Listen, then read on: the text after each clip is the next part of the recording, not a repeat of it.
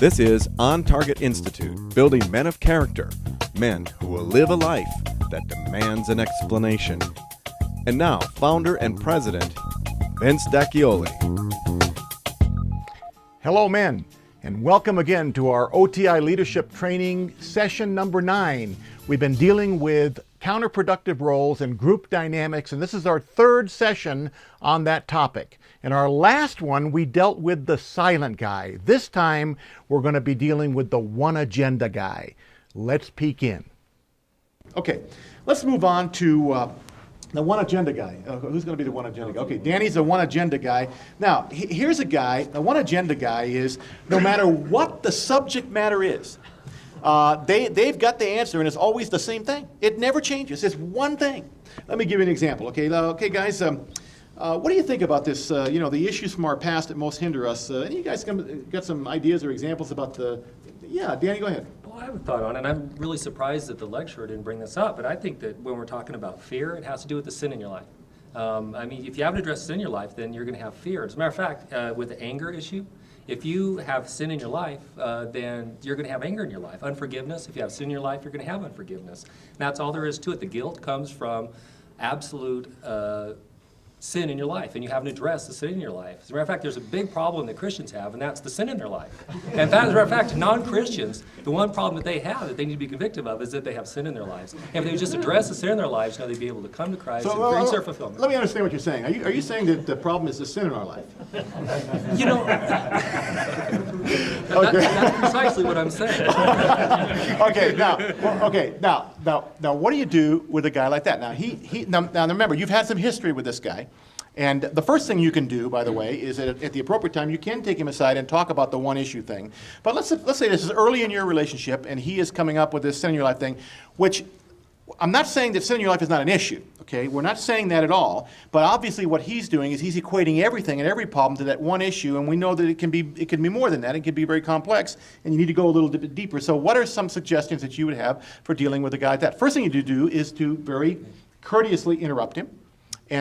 But you've got to wait for a point in the conversation to do that. What kind of point are you going to wait for in the conversation before you interrupt him? Taking a breath. Well, taking a breath would be one point, but what else am I looking for? Well, in this case, he went through 4 different things. He went through fear, anger, unforgiveness, and he went through guilt. Okay, so the first thing you might look for is an opportunity to take what his message is, the sin in your life, and to take one of the things or issues he's talking about and to focus him on one issue. From that focus, then you take it from him to the broader group. Let me give you an example. He's talking about, obviously the guilt comes from sin in your life. I can understand guilt coming from sin in your life, and fear and unforgiveness. Now maybe unforgiveness is a little bit of a stretch, let's say, maybe a little bit of a stretch. And I might say something like, well, Danny, go back to the unforgiveness thing a little bit. Have you ever been at a point where you were unforgiving? And of course, now I'm going to get him to engage a little bit more and talk more about himself. And I'm going to ask him to kind of relate that and how that had to do, but he's going to do it. He's going to show me how it had to do with sin in his life. Probably he's going to relate that. And then I'm going to corral him a little bit, and you're going to talk to me a little bit about unforgiveness. Maybe do you have an example of how unforgiveness might have been a problem for you at some point in your life with others? Well, yes. As a matter of fact, I didn't have a good relationship with my stepfather, and there was always that little seed of resentment. That little seed of resentment was it was sin, and it was sin in my life. Yeah. But looking back on it, that's where that unforgiveness came from, and I think that did hold me back. And what did your dad do was it your dad or stepdad? My stepdad. Your stepdad. What was it that you were unforgiving about toward him, and what happened? What did you feel something lacking in your relationship? What was it?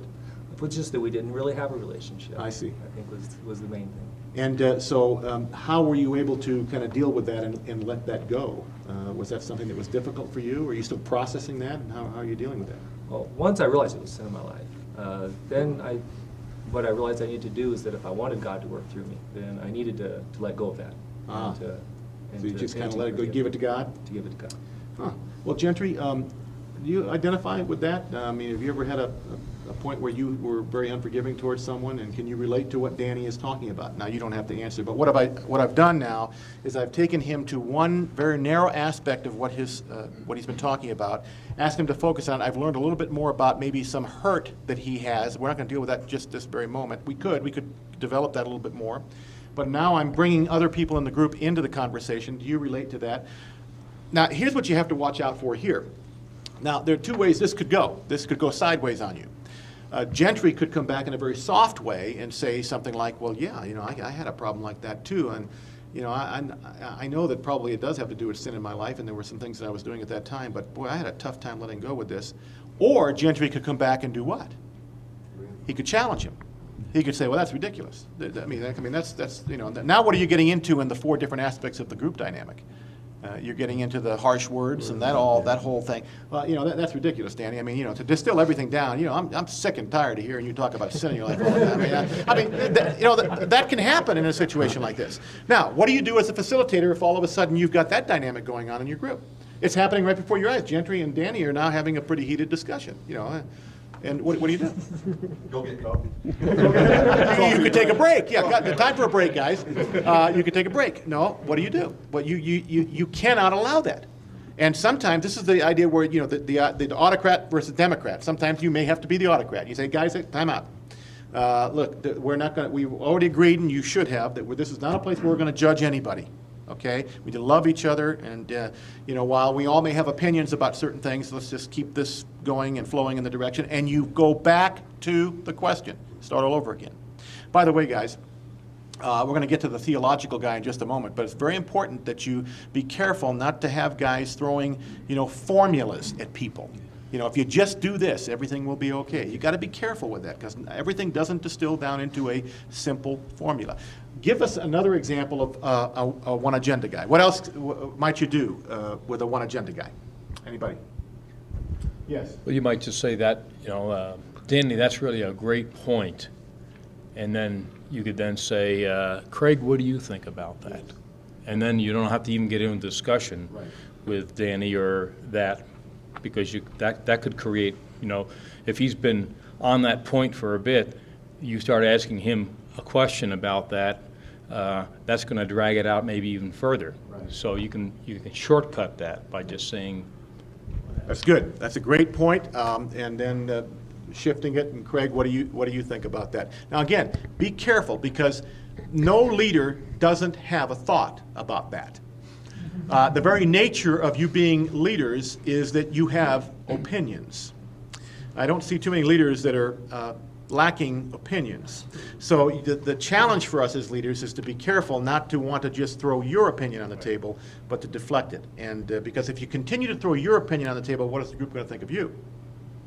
You're the dictator, you're the autocrat, you're being labeled, and you know, they're going to try to find ways to keep you quiet. That's right. There was another hand that went up. Yes, right over here, Jim. Yeah, I think, Vince, if you have somebody that really is off base and you want to kind of make the point that this isn't where we want to leave here as something that we support, you know, one thing you can do is you can create a straw man, and you can say, you know, I knew a girl one time and her father raped her and she had unforgiveness, and you know, do you think that was sin in her life that caused that? Or, you know, just like, don't tell him he's wrong, but create somebody separate and give him an example, and then ask him, how would you process that? Great example. And again, you want to at all times be courteous, but there are going to be occasions where someone's coming at you and they're theologically in error. And based on everything you've ever been taught, you know they're kind of out in left field. And there are a lot of people that are going to be like that, especially as you introduce new people, maybe people who are very awkward with Christianity, don't know much about it, and have been taught maybe in other arenas things that kind of sometimes are border on heresy. And so you have to be very careful with that. Usually your group, other people in the group will pick up on that. And again, how you deal with that is as important as that you deal with that.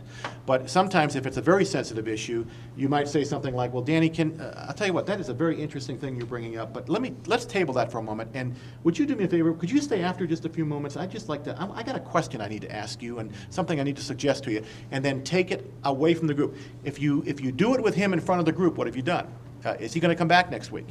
No, you've embarrassed him. So there may be, and that's again where you have to be careful that other people don't overstep their bounds and try to do that. And again, early on, guys, I believe it's great to have these kind of assumptions dealt with early on in your group, where you talk about these issues and say, guys, some of us are going to say some downright dumb things. You know, anybody here never said a dumb thing? I mean, we're going to do it. It's inevitable. But please, we do not want to judge. And we want to be sensitive to each other at all times. If you think another person is saying something that's out of order, you tell me, don't do it in the group.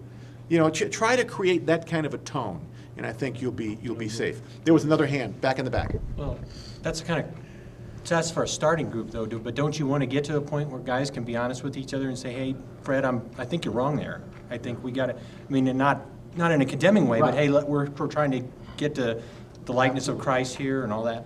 You have to be able to disagree, and you guys, by the way, as leaders, got to be thick-skinned enough to have guys disagree with you.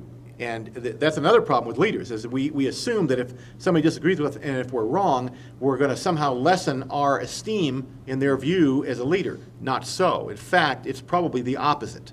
If you were willing to say, you know what, you're right, or I'd like to talk about that some more. I never thought of it that way, but perhaps there is some adjustment that I need to make, and you do that maybe in another instance. But in all occasions, you do not want to discourage them or treat them harshly. But you do need to obviously have a place in your group discussion to disagree. Absolutely, there's no question about that. One thing I try to establish in a group early is to say, we may disagree, but we must never dishonor one another. You know, agree, we can disagree, but we can't get vicious or, dishonor. I mean, we must honor one another, even though we don't agree. Okay, a lot of great information there, men. The 1Agenda guy. The next clip that we're going to show you is going to have to do with the teacher theologian. So stay tuned.